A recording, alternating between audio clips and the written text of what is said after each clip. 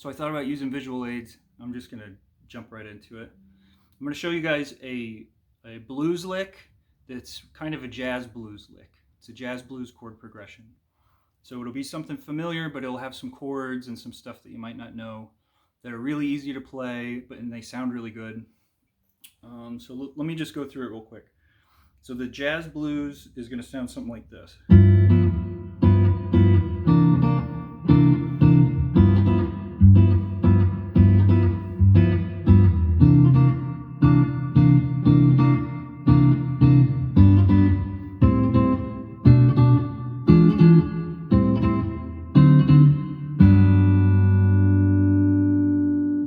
So that's just a very quick, easy run through of what we're about to learn.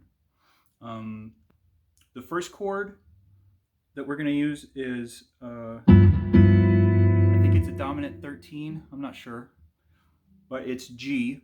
So we're going to have our root on the first string, 3, so press that down. Skip the second string, and you'll notice that in a lot of these chords, you skip the second string a lot of times when the root is in E. So it's 3 on the first string, nothing on the second string, 3 on the third string, 4 on the fourth string, and then 5 on the fifth string, and then don't play the sixth string. With this chord, and with a lot of these chords, especially in the blues stuff, you want to move them, pull them on, push them off, you know, a half step down, that kind of stuff. And I'll go into that later when we get way more complicated and I add like a bass line to this. So that's our first chord, G dominant 13. I love this chord. It works great with 2-5-1s. So the second chord, I believe, is another 13, and it's a C. So we're going to do 3 on the second string, 2 on the third string, and then 3 for the rest of the strings. Just makes a little triangle. So that lick is to this, and then back to this. And you stay here for 2 beats, just like a normal blues. Now, if you want to do traditional normal blues, you take that chord that I just showed you, the little triangle, and you just shift it up to 5. So now we're on the second string, 5, 4 on the third string, 5 on the fourth string, 5, 5, 5. And so that's kind of a traditional blues. The jazz blues has this turnaround that I'm about to show you. So the turnaround starts on a G major 7.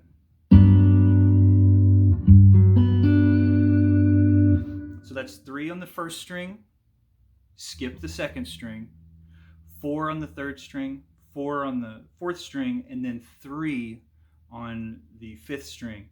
And I'm going to show you a few voicings to this too, because I love this chord. So that's the G major 7.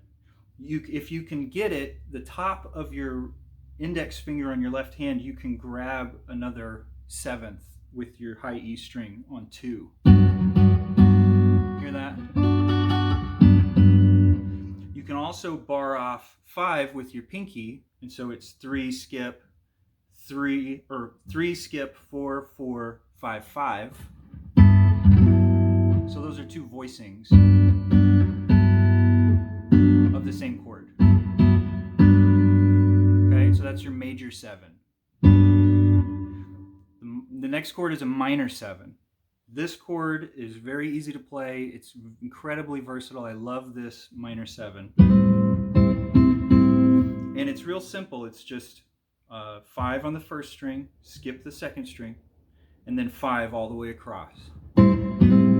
This chord also has some cool voicings. You can put your pinky on 7 on the E string, and so you get that sort of thing.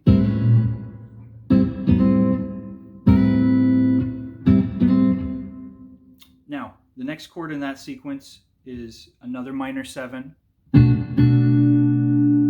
So it goes G major 7 at 3, A minor 7 at 5, and then the B minor 7 at 7.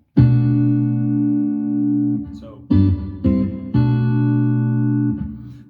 this chord, really cool, really neat sounding. It's like a diminished. You can add a lot of flavor to it. Start on the second string, the A string. And for this chord, we're at 7, so it's 7, 6, 7, 6. The way I play that is I bar down the D, G, B with my index finger, and then I use my middle finger on the A string, and my ring finger I can kind of, place so that I'm just getting that. You can add your pinky at 8 on the B string. You can add your pinky at 7 on the E string, 8, 9. You can also try to use your index to grab that. So this chord has a lot of different really easy transformations. So the progression for the turnaround is G major 7, A minor 7, B minor 7, whatever this is. What is that? An E? So E diminished. And then we go back to the A minor 7, and we do that chord we just learned again. And then we finish on G major 7. So the whole thing.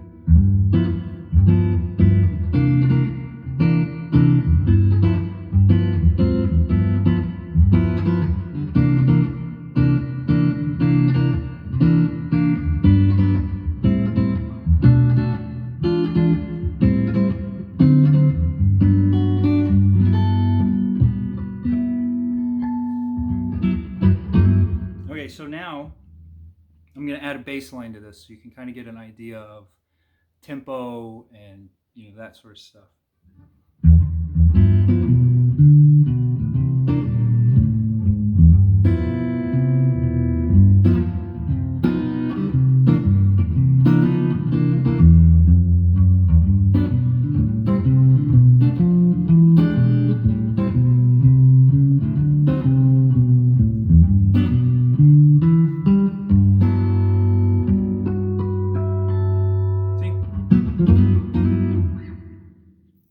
Now, if you want to do something more jazzy, let me show you a 2-5-1 with some other chords that I really like that we didn't just use. This is a major 9, E major 9, for instance. It's very open, it's very pretty, it's really versatile. I love this chord. So for the E major 9, you're going to use the second string as your root for this version of the chord. This is the major 9. Second string, go to 7.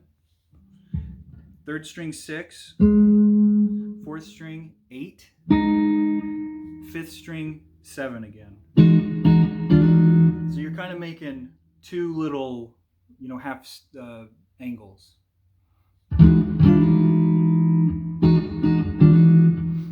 Another good chord is, this is like a minor 11 or a minor 9. So for this one we're playing nothing on the first string, 7 on the second string, 5 on the third string, and then 7, 7. So this is a lot like that chord we learned for the blues one. You're just taking your index finger and shifting it down. So there's now a whole step between your fingers. Now this chord, if you want to play a 2-5-1, which is a jazz thing, we'll use this chord, and we'll use the first chord we learned, and then we'll use that major 9 that I just showed you. It sounds like this.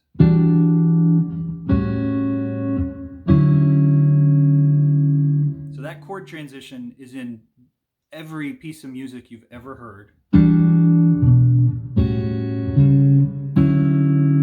It's called a 2-5-1.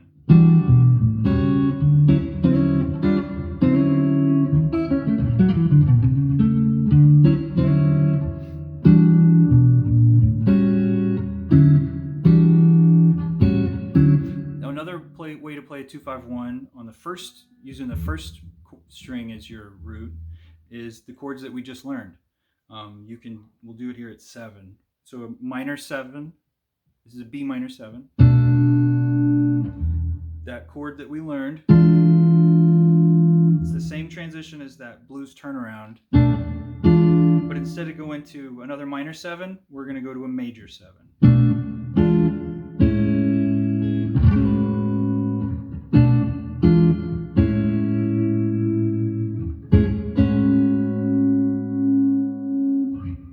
So, a cool lick I've got.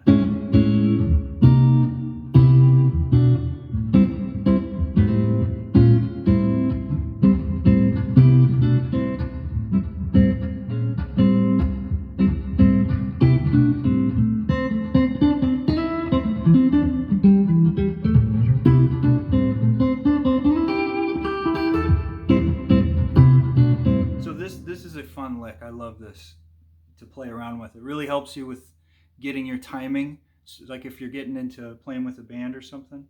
And so what I'm playing is a minor 7 at 5, and I'm holding it there for a little bit, and then I'm adding a major 7 at 5, 7, 8, and then a minor 7 at 7, and then back to where we started. So you just kind of camp out here and then add this in at the end of the phrase.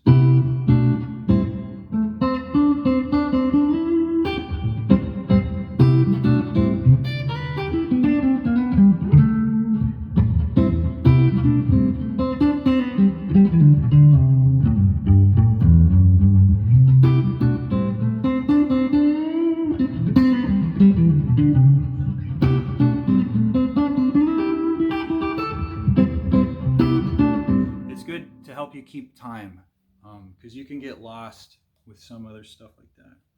So altogether we've got a G major 7, we got a minor 7, we've got a minor 9, a minor 13, we've got a major 9, we've got a dominant 11.